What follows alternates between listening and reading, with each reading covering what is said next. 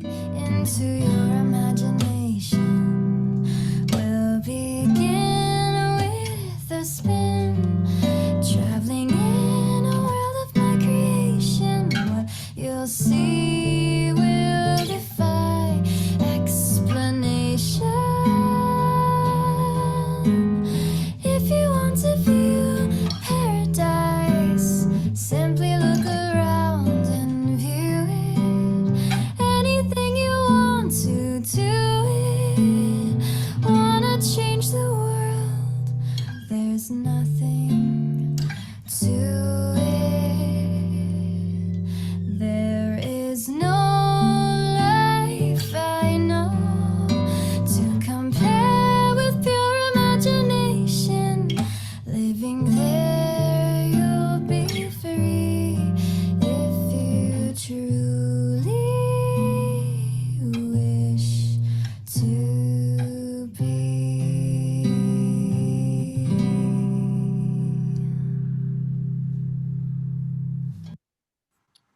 Good morning, and what an interesting way to start the worship service today. But we are adaptive people, and in the spirit of play, we are going to go forth and have fun with it today. Our call to worship is adapted from words written by Beth Merrill Neal on her blog, Hold Fast to What is Good, adapted and used with her permission. We are called to joy, taking our turns with wild abandon, sure of the love that buoys us, sure of the laughter that awaits. We are called to play with the sacred, with each other, with creation, abandoning the grip of control, releasing solemnity, trusting in what will be, basking in the warmth of the divine, in love and in laughter. So may it be. Thank you, Craig. Under the right circumstances, playing with fire is a delight. Imagine being gathered around a fire pit as crackling flames invite us to sing, dance, and roast a marshmallow or two. Our cellist also invites us to play, although with ideas rather than marshmallows. The flame encourages us to explore who we are, who our neighbors are, and where we are on our spiritual journeys. Today, we light this chalice in the spirit of play. Let us trust the light to guide us in this hour and in these days to come, finding joy along the way. As I light our flame, would you please join in our unison affirmation printed in your order of service?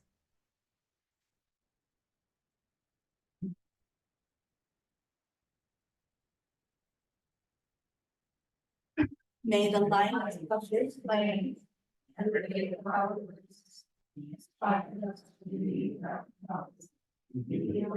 and not to harm, to help and not to hinder, serve spirit of life in loving affection and trusting hope. Our opening music is a very creative interpretation of words spoken by a beloved master of imagination, personal favorite, Mr. Fred Rogers.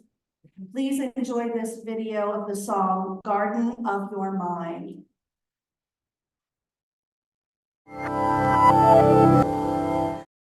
Hi, neighbor. Welcome again to this neighborhood. I'd like to show you something. You know what this is? Well, maybe if I press this button. This is a cassette player with a little cassette in here, and there's nothing written on it, so we'll just have to play it to see what it is. Do you ever imagine things? Are they scary things? Do you ever imagine things? Things you'd like to have? Did you ever see a cat's eyes in the dark and wonder what they were? Did you ever pretend about things like that before? Did you ever grow anything in the garden of your mind? You can grow ideas in the garden of your mind. It's good to be curious about many things. You can think about things and make believe. All you have to do is think, and they'll grow. Imagine every person that you see is somewhat different from every other person in the world. Some can do some things, some can do others. Did you ever think of the many things you've learned to do? Many things. Did you ever grow anything in the garden of your mind? You can grow ideas in the garden of your mind. It's good to be curious about many things. You can think about things and make believe. All you have to do is think, and they'll grow. Did you feel like going like that? Let's give the fish some food.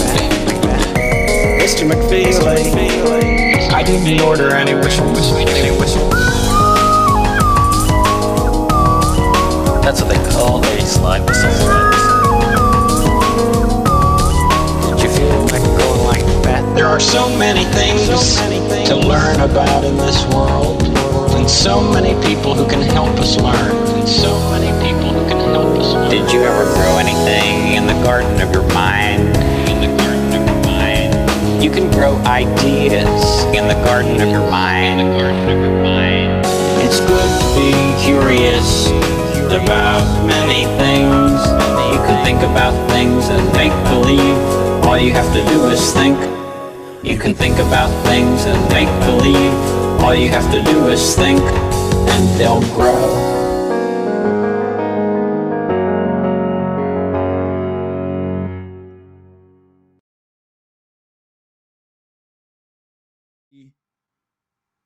There we go.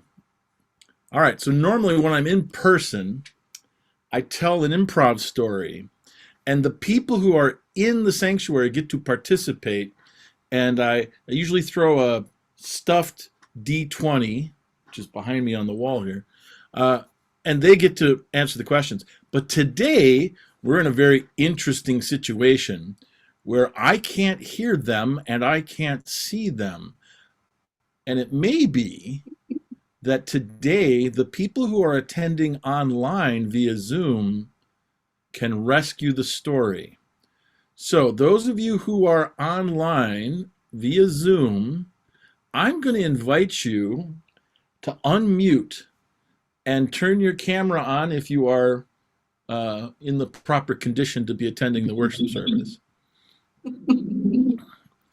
I see, there we go, there's Prue. I see Nani, but I don't. Go ahead and unmute and put your video on. I'm going to need to hear you. So there we go. Oh, this is fabulous. We have enough people here online where I can tell the story, but you, the people online, have to help me fill in the gaps. And the people, for a change, for the first time since I've ever done this, the people online are going to help tell the story. And the people in the sanctuary just have to watch and listen. This is fabulous. I love this. This is awesome. Okay. So, all right. So time for a story for all ages. But this is a different kind of story today. This story has never been told before. And it's likely never to be told again. Because we're going to tell the story together. Now, my more theologically minded colleagues would call this a process theology story. The actors in the room might call it an improv story. Gamers might call it a modified Mad Lib, or a collaborative word game of storytelling. And all of them would be right. So when I get to a part in the story where I need help, I will basically point to those of you online, and one of you unmute and say what you think should come next. And then we will go forward from there, whichever one I hear. You all got it? Yes? Yes. Got it. Excellent. Okay. Here we go. Well, first we need the title. I don't know if you looked in the order of service, but the title has some blanks in it. The title is The Blank That Blank. So somebody tell me what the title of our story is. The The pig pig that that moved. moved. The Pig That Mooed. I love it. Okay, here we go. Once upon a time, in a place not too far away, in a state somewhat south of New York and very close to a Unitarian Universalist congregation, along one of the farmlands, there was an extremely special pig. That pig mooed. The farmer noticed this one day while feeding the pigs, and they were all oinking for their food, except for the one which looked right up at the farmer and moo. And the farmer didn't quite believe what it had heard, looked around and checked out another farm animals that were on the farm. What other farm animals are on the farm? Goats. Goats. Checked out the goats, walked over to feed the goats and listened very carefully, but the goats just made goat noises. So he went back to the pigs and started trying to figure out which of the pigs, well, is it a baby pig, a medium pig, a big pig, old pig? Which one of the pigs is the pig that mooed? Heaven bacon. Okay. It was the pig in the middle, the one that the farmer's kids had named Kevin Bacon. Now, it should be noted that the pig that mooed wasn't particularly fond of the name Kevin Bacon, because it seemed to imply an unfortunate end. But so be it. That's the way humans name things. And so the farmer had to decide what to do with the pig that mooed. There seemed to be a couple of things we could do here. We could try to fix the pig, or we could try to maybe use this as an opportunity somehow. So what did the farmer decide to do about the pig that mooed? Prue, did you have an idea? Give him speech lesson. Oh, okay. All right. So the farmer called in a speech therapist, and the speech therapist came in and said, "You want me to work with a pig?" Yes. A pig that mooed. Yes. So the speech therapist said, "Well, I charge this much per hour." And the farmer said, "Well, I can afford a couple of hours."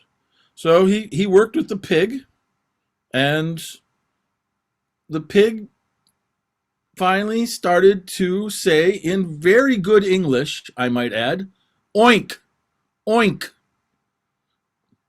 But when the farmer wasn't watching, it would revert back to saying, moo.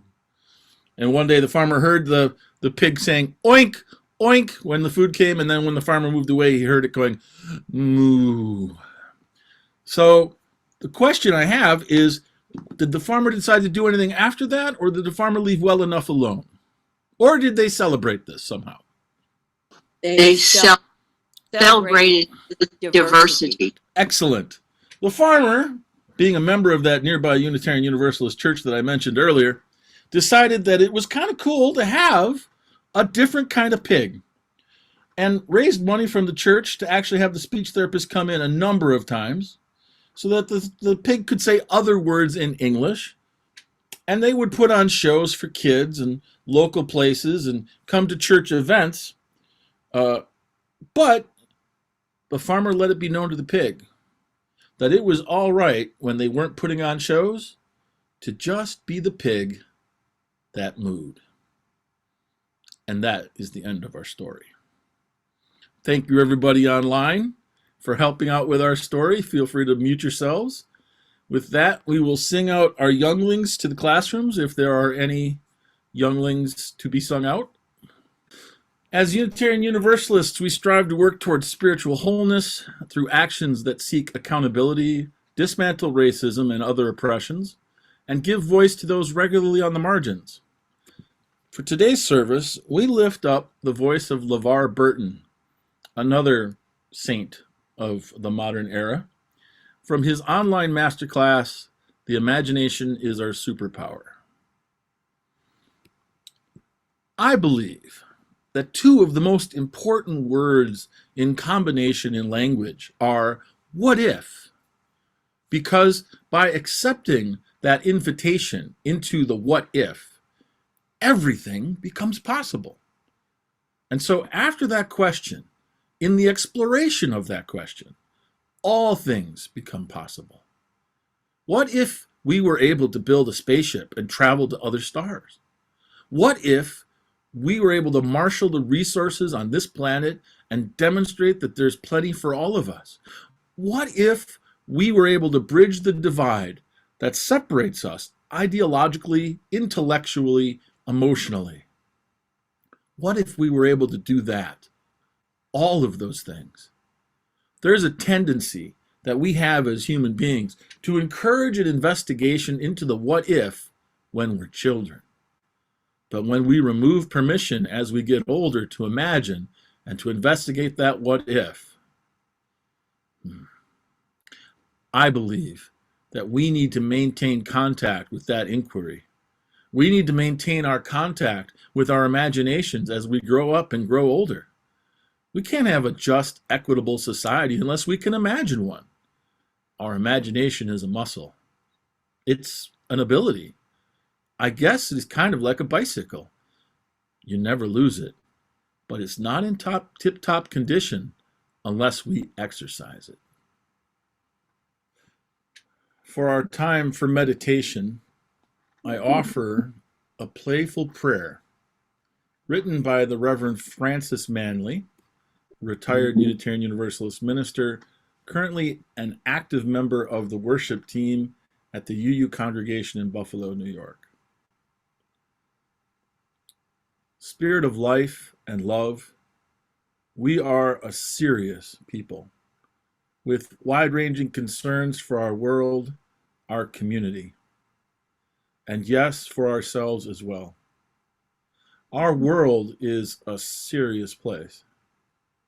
But this day, if only for this day, may we remember the wisdom traditions that teach us that the whole world, the whole universe is your playground, that it was all created in a spirit of play. May we be open this day to all the signs of holy play in the world around us, the play of sunlight on water, and the sound of rippling streams, the dance of flowers in the breeze, the giggles and wiggles of small children and puppies and kittens, all the way up to the stately dance of planets and galaxies. May we be open to the playful spirit within each of us, that even if just for today, even if just for this hour, we may move more lightly through the world. So may it be. I invite you into a time of shared silence.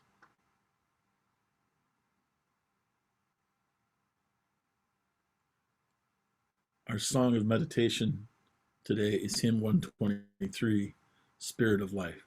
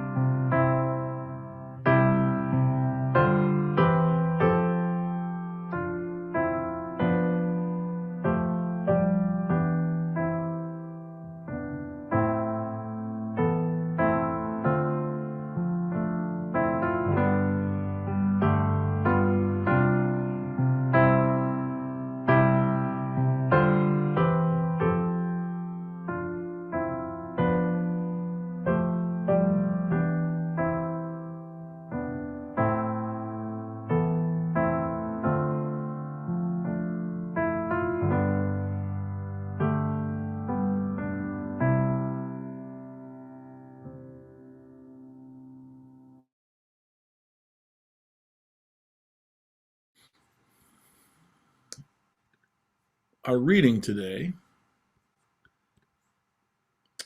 is a poem by Jenny Justice, entitled Remember to Play.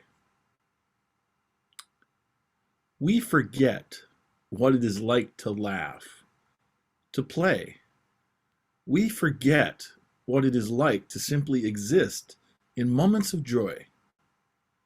The one thing that separates us adults from kids is not age, not time, not wisdom, not responsibilities, bills, work, or things we label as adult that are just bad habits dressed up as something we've earned the right to do. Drink, gamble, use people, use each other, be snide, be snarky, suppress our feelings. No. What makes an adult is the inability to play without fear, to play without restraint, to play without feeling foolish. We forget. We forget. We forget. And we mourn a bit, sure, because of bills, because of work, because we confuse things like bars and drinking or parties or thrills for play when these things are not play. Play is an endeavor of the spirit. Playfulness is an attitude of pure glee. Playing is curiosity in action, discovery, pretending. Play is approaching each moment as new, full of beautiful possibility, of imagination. Play is grace and laughter, even when falling and crawling.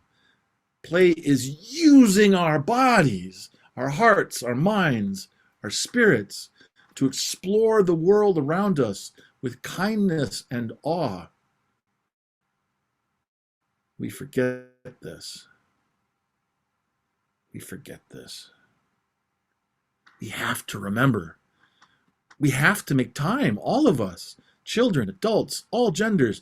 We have to remember to play.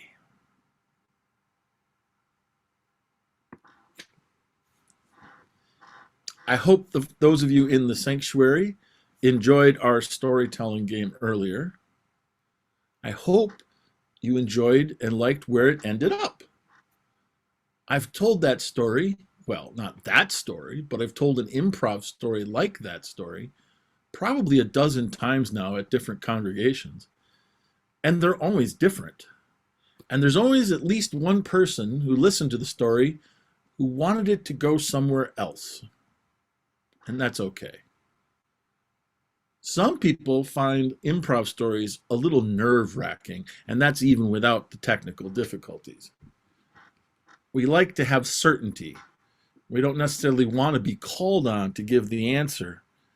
We don't want to be put on the spot. Some of you in the audience might have thought that was even a bit foolish. That's okay. That is okay, because improv isn't for everyone. And telling a story that way is risky and unconventional, which is the very definition of the fool's way. The Fool is another one of my spiritual inspirations, but that is a whole other service, which I'll happily do with you some other time if you invite me back. Let's get back to the topic of today, which is games and make-believe. I can't see the sanctuary, but just for curiosity, for those present, raise your hand if you watched Mr. Rogers' Neighborhood. And remember the trolley taking us to the land of make-believe. If we have younger folks in the audience or parents of young kids, how many of you remember or know Miss Frizzle and the Magic School Bus? How many of you have played Dungeons and Dragons or some other role-playing game? I really wish I could see how many hands were up right now. How many of you played games of make-believe when you were kids? How many of you play them as adults? Are you sure? If you don't play games of make-believe, I would ask yourself, why not? Why did you stop?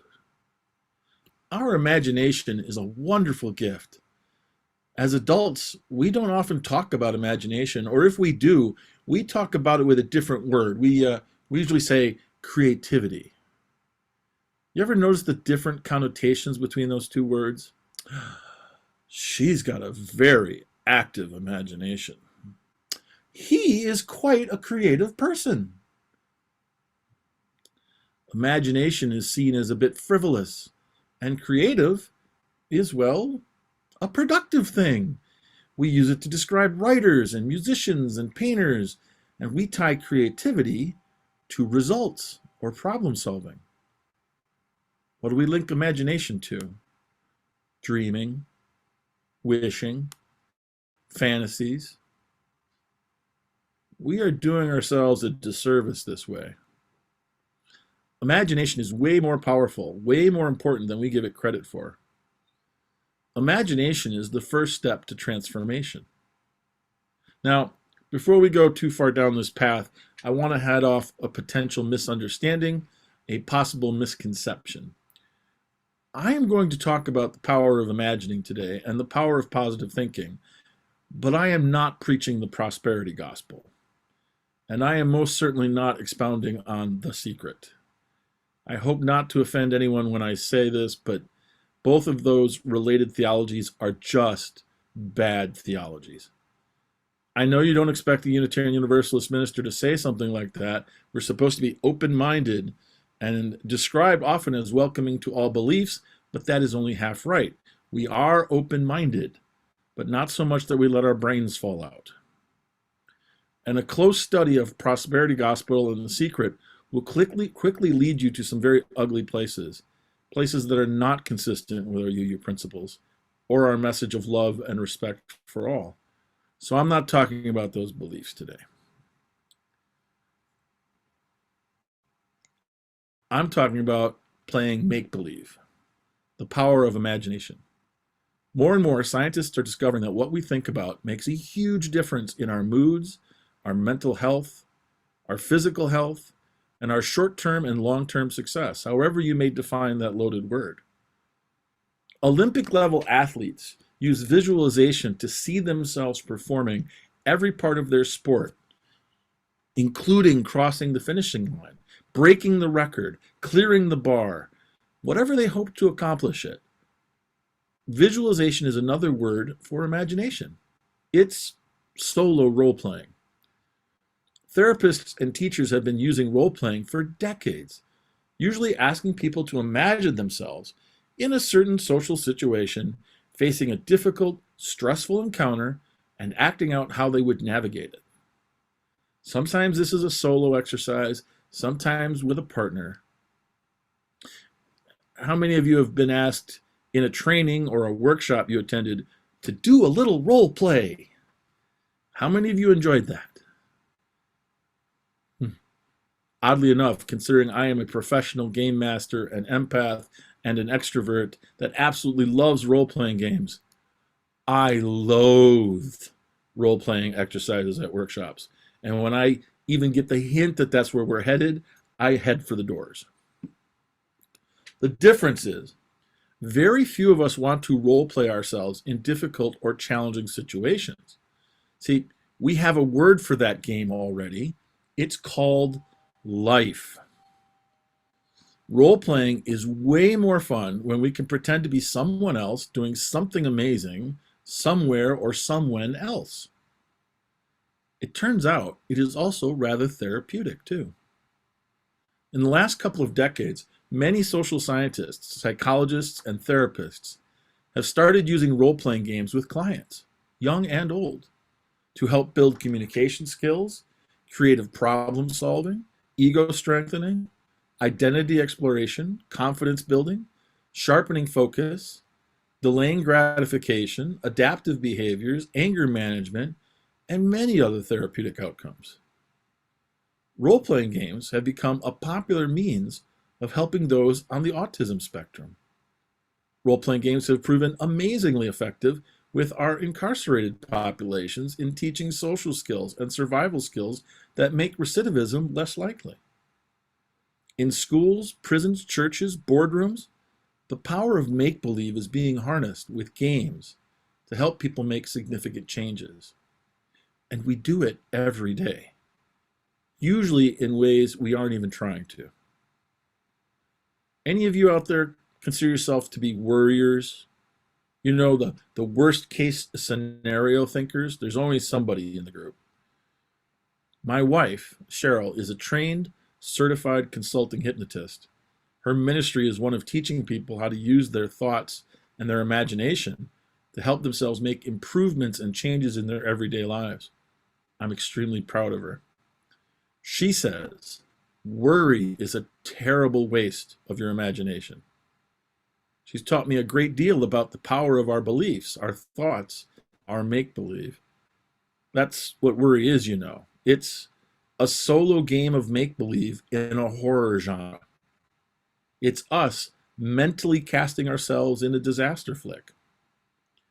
Personally, I would much rather be a superhero or an adventurer in a heroic story, wouldn't you? Our thoughts lead to feelings, and they in turn lead to actions and reactions. Now, some people think feelings lead to thoughts, and they are only partly right. Let's say your heart rate is up, your palms are sweaty, your stomach is a little fluttery. What are you feeling? Are you sure? Are you nervous or are you excited? Because the body's response is exactly the same for both of those emotions, nervousness and excited.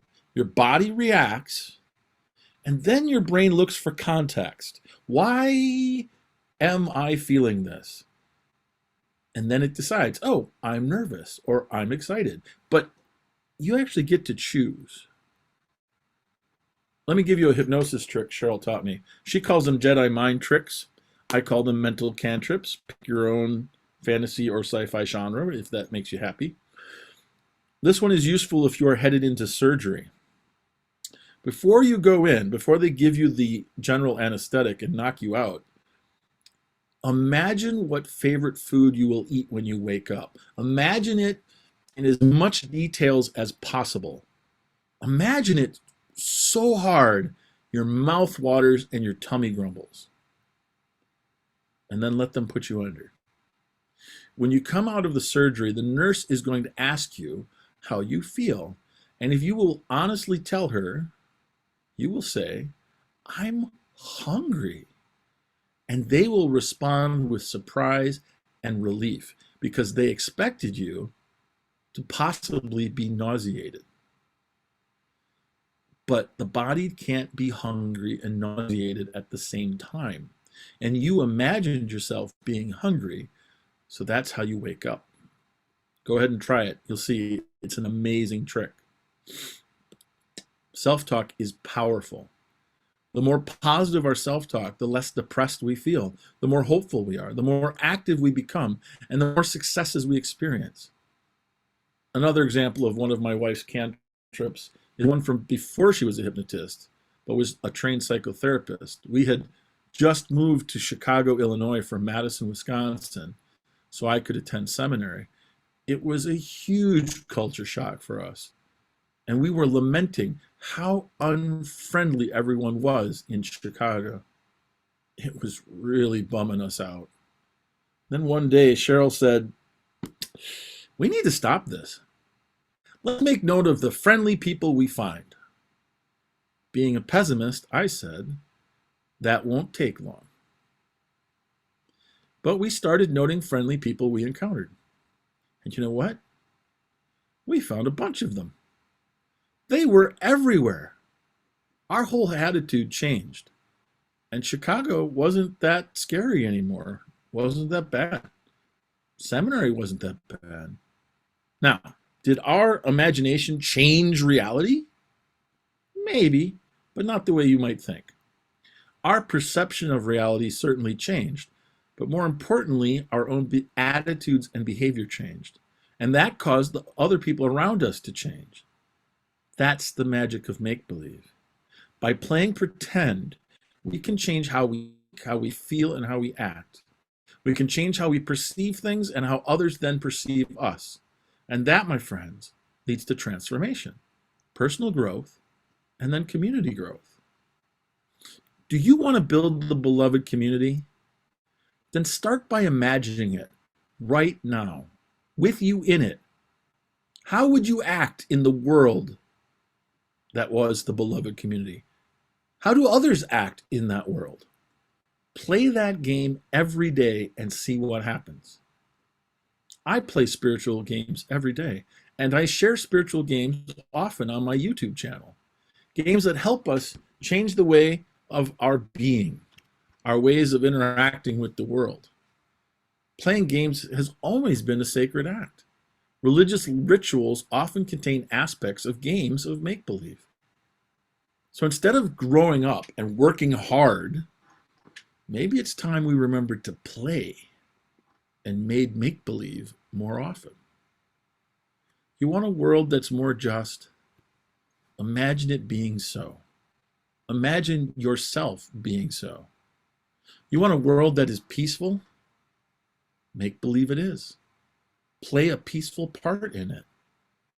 Practice gratitude. Play as if every move matters and every person counts, because they do. Process theology is simply the belief that creation is ongoing and we are co-creators of the world. That, my friends, is the very definition of a role-playing game. Life is a role-playing game. Reality is a game of collaborative storytelling, and we're all invited to play. Shakespeare wrote in his play, As You Like It, all the world's a stage, and all of us merely players. Einstein said, God does not play dice with the universe. I think they were both half right. All the world's a game, and all of us are the players. And maybe the divine doesn't play dice with the universe because the dice are actually in our hands. The game is ongoing, my friends, and it's your turn. Roll the dice. Who do you want to be? What do you want to do? What world do you imagine? Let's play make-believe and make it so.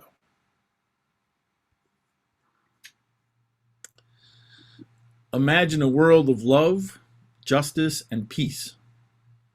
Believe in a world filled with laughter and beauty. We each have a role to play in such a world. Such a world is this world waiting to become. Transformation and fun await us all. It's our turn. Let's play.